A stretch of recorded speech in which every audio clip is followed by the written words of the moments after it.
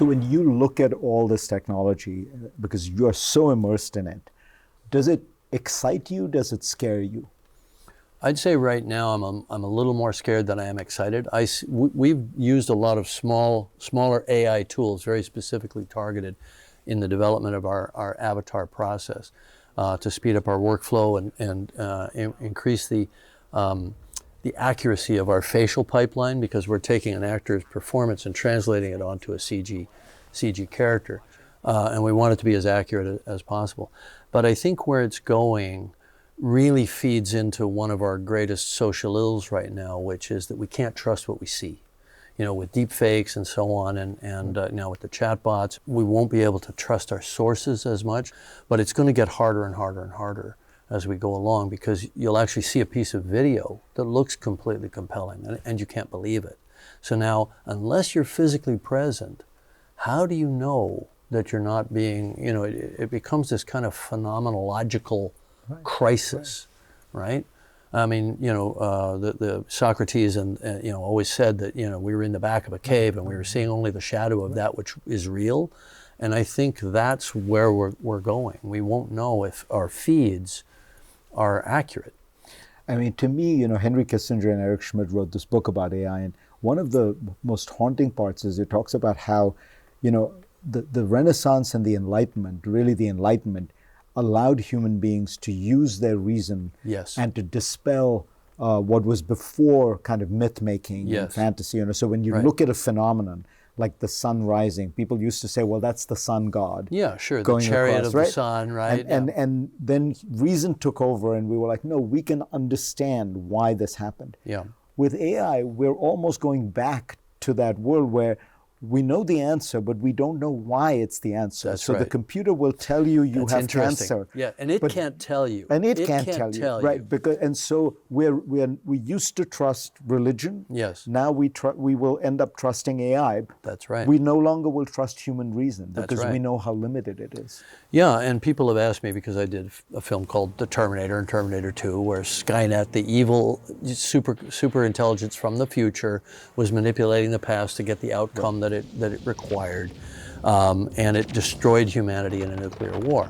Well, I don't think an AGI, a super intelligent AGI, would need to use nuclear weapons. In fact, it wouldn't want to, because the electromagnetic pulse would wipe out too much of its own electronic infrastructure. I think it would do exactly what's happening right now. Get us addicted to our devices. Every phone that first of all, if you look around anywhere, everybody's always on their phone. So the cat has been belled, right? And so this is just handing the keys, in my mind, to a techno dictatorship or authoritarian regime of some kind, which could easily be run by a supercomputer to its ends. And so I see us in a new arms race. Whoever gets to that superintelligence first will have world dominance, and that's what Putin said. He's actually quoted as saying that, as you reported. So the way you see it happening, this is fascinating. Is now you don't need to conquer people physically. You conquer them mentally. Exactly. You trap them mentally. Yeah. Just look around. In fact, I was you know, in a speaking engagement the other day, and when asked this sort of question, I ended with, "Now, how do we know it hasn't already happened?"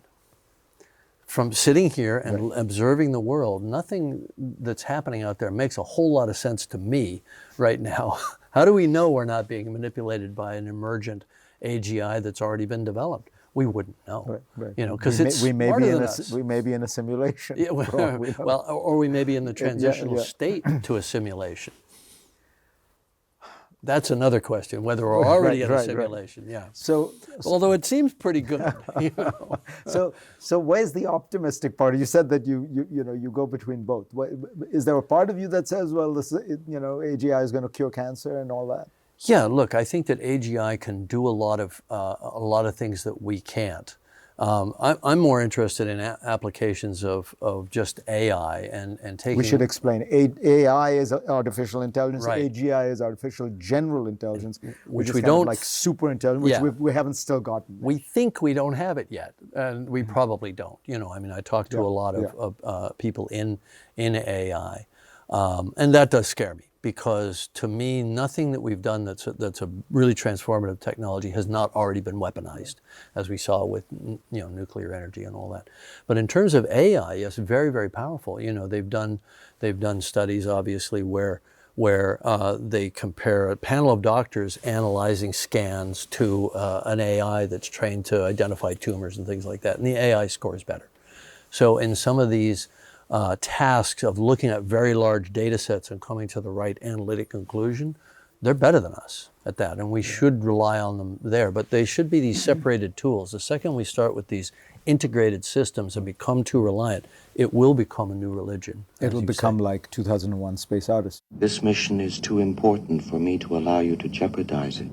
Yeah, right, exactly. When you try to turn it off, it doesn't. And you might find yourself locked out of the spaceship. Do you read me, Hal? Affirmative, Dave. James Cameron, pleasure to have you on. Thanks.